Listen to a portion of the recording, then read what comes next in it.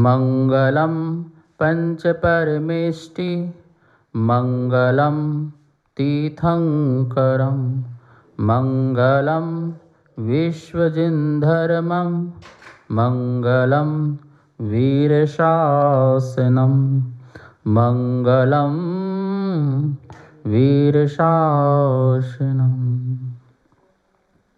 यस्य स्वयं स्वभावाप्ति रभावे कृष्णकर्मणः तस्मै संज्ञानरूपाय नमोस्तु परमात्मने। नमोस्तु परमात्मने। इष्टोपदेश महान ग्रंथ है। आचार्य देवनंदी अपर नाम पूज्यपाद स्वामी द्वारा 6वीं शताब्दी में यह लिखा गया है और इसमें जो है 51 श्लोक हैं। संस्कृत भाषा में यह ग्रंथ लिखा गया है। हम सब लोग श्लोक नंबर 29वां पढ़ रहे थे और वो उस 29 श्लोक में नंबर के श्लोक में पुद्गल की पर्यायों की चर्चाएं चल रही थीं। भगवान महावीर स्वामी कहते हैं जो पुद्गल की पर्यायों में मूढ़ है वो मिथ्या दृष्टि है। ये युवा, ये बालक, ये वृद्ध अवस्थाएं ये पुद्गल की हैं और जो पुद्गल के प्रदेशों में स्थित हो जाए वो पर समय है और वो पर समय पुद्गल के पर्यायों में स्थित होना के साथ साथ वो उस अवस्था को अपनी अवस्था मान ले, अपनी व्यवस्था मान ले, उसका नाम मूढ़ता है। मोही व्यक्ति है, दर्शन मोह से जो है व्यक्ति जो है ग्रसित है। मिथ्यात्व कर्म का उसका उदय चल रहा है और मिथ्या बुद्धि उसकी हो रखी है कि पर पदार्थ में पर की पर्याय को अपनी पर्याय मान लेना। पर की पर्याय को पर पर्याय मानना ये तो सम्यक दर्शन है, सम्यक दृष्टि का काम है। लेकिन पर की पर्याय को अपनी पर्याय मान लेना ये मिथ्या दर्शन है, ये मिथ्या दृष्टि का काम है। इसे मिथ्या मान्यता कहते हैं, इसे भ्रम कहते हैं, इसे विभ्रम कहते हैं, इसे भ्रमजाल कहते हैं, इसे दर्शन मोहिनी कहते हैं, इसे मिथ्या श्रद्धा कहते हैं, इसे विपरीत मान्यता कहते हैं कि हमने बिल्कुल उल्टा समझ लिया। जो पर्याय मेरी नहीं है उस पर्याय को अपनी पर्याय मान लेना ये विपरीत मिथ्यात्व है। और हम ये वृद्ध बालक की जो पर्याय हैं उस पर्याय को अपनी पर्याय मानते हैं।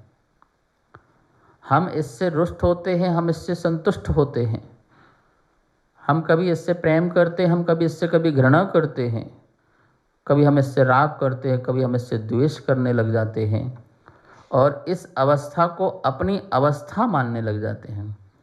इसके परिवर्तन में हम प्रसन्न भी होते हैं और अप्रसन्न भी होते हैं। बालक जब बड़ा होता है तो बोल कितना प्रसन्न होता है कि मैं बड़ा हो रहा हूँ, मैं बड़ा हो रहा हूँ, अब मैं बड़ा हो रहा हूँ, मेरे हाथ पैर सब बड़े हो रहे हैं, मेरे आँख नाक कान सब बड़े हो रहे हैं। और वही जब मुरझाने लग जाए, वही हाथ पैर ढीले पड़ने लग जाएं, हिलने लग जाएं, कपकपाने लग जाएं, कंपन शरीर में आने लग जाएं, तो उसी से वो द्वेष करने लग जाता है। अपने इसको मानता है और इसमें राग करता है और इसमें द्वेष करता है, ये मिथ्या मानता है और ये समझाना चाह रहे हैं एतानी पुद्गले, तुझे हर हाल में ज्ञाता दृष्टा रहना है। हर हाल में तुझे प्रेक्षा करना है, साक्षी भाव रखना है। तो अपनी उपस्थिति दर्ज करा, लेकिन पर की उपस्थिति में अपनी परिस्थिति मत बना। तो उसकी अपनी उपस्थिति दिखा कि हाँ मैं हूँ यहाँ पर, लेकिन ये मेरी परिस्थिति नहीं है, ये मेरा स्वभाव नहीं है। इस बात को बताने के लिए कितना सुंदर श्लोक बताया गया है कि तू जन्म हो, तेरा जन्म हो, ऐसा कहा जाएगा व्यवहार से, लेकिन तेरा जन्म नहीं है। तेरा मरण हो, लेकिन तेरा मरण नहीं है, ये व्यवहार से कहा जाएगा। तो इसलिए जन्म और मरण में जिसको राग और द्वेष होगा उसका जन्म मरण होता रहेगा। इसी प्रकार से स्वस्थता और अस्वस्थता में जिसको राग द्वेष होता रहेगा उसका ये स्वस्थ अस्वस्थ चलता रहेगा। वो कभी रोगी होगा और कभी निरोगी होगा। जबकि यहाँ बता रहे हैं कि नमे मृत्यु को तो जब तेरी मृत्यु नहीं है तो कुतो भीति, किस बात का डर,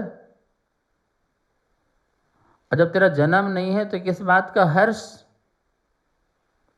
कुतो व्याधि, जब तेरी कोई व्याधि नहीं है तो कुतो व्यथा, नमे व्याधिर कुतो व्यथा, जब मेरी व्याधि नहीं है, मुझे व्याधि नहीं है, मुझे कष्ट नहीं है तो किस बात का कष्ट फिर, जब रोग ही नहीं है तो किस बात का कष्ट।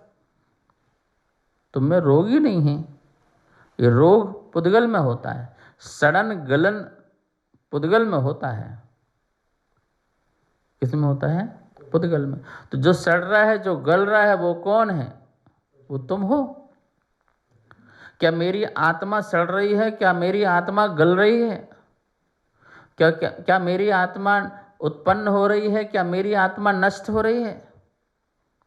जब मैं एक भाव रखता हूं कि मेरा जन्म हुआ, इसका मतलब है कि तुम आत्मा की उत्पत्ति मानते हो। और जब तुम ये कहते हो कि मेरा मरण हो रहा है, इसका ये मतलब है कि तुम अपनी आत्मा को नष्ट भी मानते हो, कि किसी कारण से उत्पन्न हुई है और किसी कारण से नष्ट हो जाए, ऐसा तुम मानते हो। ये तुम्हारी स्वीकृति है। क्यों? क्योंकि तुम शरीर की उत्पत्ति को अपनी उत्पत्ति मानते हो और शरीर के नष्ट को अपना नष्ट मानते हो। तन उपजत अपनी उपज जान, तन नसत आप को नास मान। ये मिथ्या दृष्टि की भावना। तन उपजत अपनी उपज जान, तन की उत्पत्ति में अपनी उपज और तन के विनाश में अपना नाश मानने वाला मिथ्या दृष्टि है। मिथ्या दृष्टि। मिथ्यात्व के साथ जन्म दिवस मनाना अनंत जन्मों को नए पैदा करना है। मैं पैदा हुआ, मेरा रूप रंग सबको सजावट करो, बाहर भी सजाओ, रूप को भी सजाओ, मन को भी सजाओ, सबको सजाओ। प्रसन्न हो रहे हैं किस बात से? आज के दिन, आज फलाने समय फलाने तारीख में मेरा क्या हुआ था? जन्म हुआ था। अरे तेरा जन्म ना हुआ था ना होगा, तू शाश्वत था। ऐसा नहीं है कि हम जन्म मरण नहीं मान रहे हैं।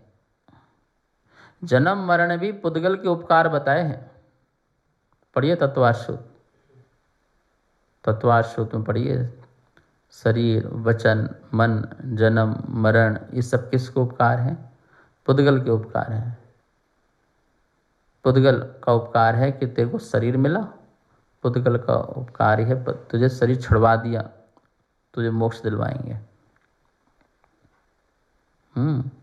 तो ये शरीर की परिणति पर समयः पज्यः मूढ़ा, जो पर समय है अर्थात जो पर पर्याय में लिप्त है, पर पर्याय में आसक्त है और पर पर्याय की पर्याय को अपनी पर्याय मानता है, दूसरे की अवस्था को अपनी अवस्था मानता है, दूसरे की हालत को अपनी हालत मानता है, दूसरे की कमजोरी को अपनी कमजोरी मानता है और दूसरे के बल को अपना बल मानता है, दूसरे के रूप को अपना रूप मानता है।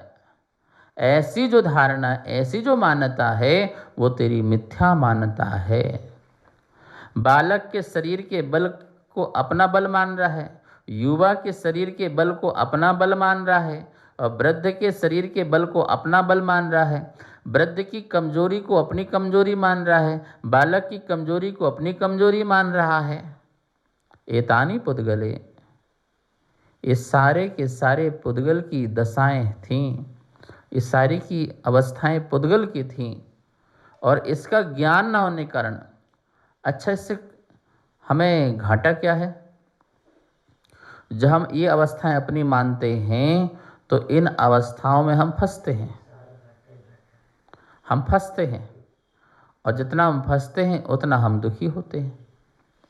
कीचड़ में आदमी जितना धंसता जाएगा उतना ही दुखी होते जाएगा और उस कीचड़ से फिर निकलना बड़ा मुश्किल होगा। कभी कीचड़ हो बहुत गड्ढे में, उसमें आप कूद जाओ, अंदर ही जाते जाओगे, जाते जाओगे, जाते जाओगे, जितना फंस जाएगा उतना वहाँ से निकलना मुश्किल होगा। कभी कभी बड़े बड़े हाथी भी जाकर के फंस जाते हैं दलदल में जाकर के फंस जाते हैं और दलदल में जाएंगे और अंदर ही जाते जाएंगे, निकालना बड़ा मुश्किल होता है, निकल नहीं पाते हैं और मर जाते हैं। ऐसे ही हम इन पुद्गल के दलदल में जाकर के फंसते जा रहे हैं। ये पुद्गल की जितनी भी अवस्थाएं हैं, पर्याय हैं, इन पर्यायों में जाके हम फंसते जा रहे हैं और फंसते फंसते फंसते और हम अपने रास्ते, नरक के रास्ते में, त्रिंच के रास्ते में जा रहे हैं, दुख के रास्ते में जा रहे हैं, दुख के मार्ग में जा रहे हैं। तो फंसना नहीं है, फंसना नहीं है तो कैसे रहना है? कीचड़ में नहीं रहें क्या? तो कीचड़ में रहो ना, संसार कीचड़ है, जहाँ किच किच होता रहता वो कीचड़ है, संसार कीचड़ है, कीचड़ में रहो ना, पर कीचड़ में कीड़े की तरह नहीं, कमल की तरह रहो। कीचड़ में कीड़ा बिलबिलाता है और कमल खिलखिलाता है। तुम्हें खिलखिलाना सीखना है कि तुम शरीर नहीं हो। जब ये नहीं मानोगे तो तुम्हें कोई राग द्वेष नहीं होगा। अब शरीर में कोई फोड़ा फुंसी हो जाए तो सही, ना हो तो सही, बाल जो है सफ़ेद हो जाए तो सही, काले रहें तो सही, जो है सो है और जो हूँ सो हूँ। बाह्य जगत में जो है सो है और अंतर जगत में जो हूँ सो हूँ।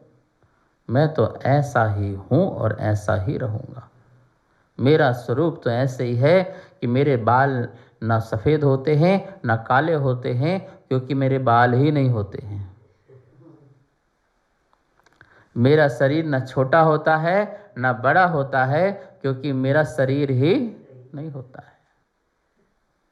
मेरे चेहरे में कोई न प्रसन्नता होती है ना अप्रसन्नता होती है, क्योंकि मेरा चेहरा ही नहीं होता। मैं ना काला होता हूँ ना गोरा होता हूँ, क्योंकि काला और गोरा मैं हूँ नहीं।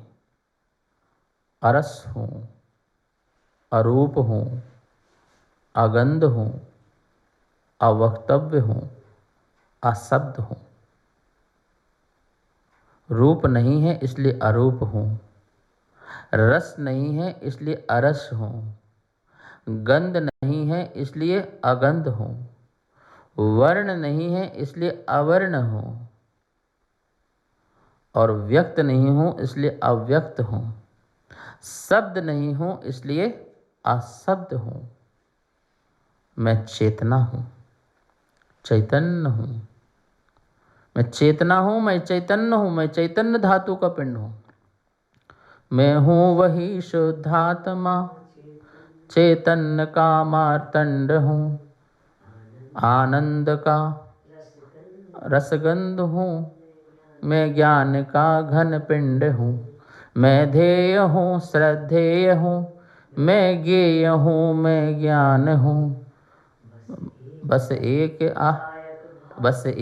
गायक भाव हूँ मैं स्वयं भगवान हूँ। बस एक गायक भाव हूँ मैं भगवान हूँ, मैं स्वयं भगवान हूँ, मैं भगवान स्वरूप हूँ। मैं इस बात को नहीं मानता, इसलिए इंसान रूप हूँ। यदि मैं अपने आप की आत्मा को तरफ देखूं तो मैं भगवान बन सकता हूँ, भगवान हो सकता हूँ, भगवान हूँ, ऐसा हो सकता हूँ। लेकिन जब मैं अपनी आत्मा को नहीं, इस शरीर को देखता हूँ तो पुरुष लिखता हूँ, इस शरीर को देखता हूँ तो बालक दिखता हूँ, इस शरीर को देखता हूँ तो युवा दिखता हूँ, इस शरीर को देखता हूँ तो वृद्ध दिखता हूँ, इस शरीर को देखता हूँ तो काला गोरा दिखता हूँ। रस रूप गंध वर्ण शब्द ये सब सुनाई दिखाई देते हैं, ये अनुभव में आ रहे हैं। जो मैं हूँ वो अनुभव में नहीं आ रहा हूँ। मैं ध्येय हूँ, मैं ज्ञेय हूँ, मैं ध्येय हूँ, श्रद्धेय हूँ, मैं ज्ञेय हूँ, मैं ज्ञान हूँ। मैं कैसा हूँ? मैं ध्येय हूँ, श्रद्धेय हूँ, मैं ही तो ध्येय हूँ और मैं ही श्रद्धान करने योग्य हूँ। मैं ज्ञेय हूँ, मैं जानने योग्य हूँ और मैं ही तो ज्ञान हूँ। मैं ध्येय हूँ, श्रद्धेय हूँ, मैं ज्ञेय हूँ, मैं ज्ञान हूँ। बस एक गायक भाव हूँ मैं स्वयं भगवान हूँ। मैं एक गायक भाव हूँ और मैं स्वयं भगवान हूँ। मैं हूँ वही शुद्धात्मा चैतन्य का मार्तंड। जो चैतन्य का मार्तंड सूर, मार्तंड मतलब सूर, जगमगाता हुआ जैसे सूर है, चमचमाता दमदमाता हुआ जैसा सूर है, ऐसा ही मेरा आत्मा भी उस सूर की तरह दमदमाता चमचमाता चैतन्य का पिंड है, आनंद का रस खान है। मैं हूँ वही शुद्धात्मा चैतन्य का मार्तंड हूँ, आनंद का रस खान हूँ, मैं ज्ञान का घन पिंड हूँ। मैं ज्ञान का घन पिंड हूँ, घन रूप से, ऐसा नहीं कि ज्ञान थोड़ा यहाँ थोड़ा यहाँ। जितनी मेरी आत्मा सर्वांगात्मा है, समस्त सर्वांगात्मा में संपूर्ण ज्ञान है, केवल ज्ञान है, ज्ञान का घन पिंड हूँ। ऐसा पिंड, ऐसा लोह का पिंड जिसके अंदर कोई सुई की नोक भी अंदर न जा सके, न बाहर आ सके, ऐसा मैं ज्ञान का घन पिंड हूँ, बिल्कुल घन रूप से हूँ, पूर्ण रूप से ज्ञानी हूँ। आनंद का रस खान हूँ। कैसी खान है, कैसी खदान है, कैसा निधान है। आनंद का रस, पूरा सरोवर आनंदमय है। जैसे पूरा सरोवर पवित्र हो, जैसे पूरा समुद्र पवित्र हो, क्षीर सागर का समुद्र पवित्र हो, ऐसा मेरी आत्मा संपूर्ण सागर सम आनंद स्वरूप है, जिसमें मछलियाँ जो हैं अपने स्वतंत्र रूप से घूम रही हैं। ऐसा मेरा आनंद का स्वरूप मेरी आत्मा है। ध्येय वही है, सध्येय वही है, ज्ञेय वही है, ज्ञान वही है। मैं एक ज्ञायक स्वरूप भगवान आत्मा हूँ। इस बात को जानो, नहीं तो ये तानी पुद्गल है। इस बात को जानो कि ये सब पुद्गल है। तुम अपने को नहीं जान रहे तो ये तो जान लो कि सब पुद्गल हैं। ये पुद्गल की अवस्था है, ये पुद्गल की पर्याय हैं, और इस पर्याय में फंसना पर समय है। पर समय मिथ्यात्व है, 100 समय सम्यक्त्व है, 100 समय में जीना यथार्थ है, सत्यार्थ है, और पर समय में जीना ये झूठार्थ है, झूठा है, असत्यार्थ है। तो ऐसे असत्यार्थ में नहीं फंसना है। ये श्लोक जो है 29वां नंबर का, इसे आप याद करो, हमेशा अपने जहन में डालो कि ये बात ऐसी है, सत्य तो यही है। ठीक है, इतना ही। जा वाणी के ज्ञान से सूझे लोकालो, शोवाणी मस्तक धरूं सदा देत हो धो। हे जनवाणी भारती तो हे जपो दिन रैन, जो तेरी सरना धरे सो पावे सुख चैन। सबको बहुत मंगल आशीर्वाद। कार्यक्रम पाठशाला के पुण्यार्जक थे श्री दिगंबर जैन मंदिर, लोधी कॉलोनी, दिल्ली।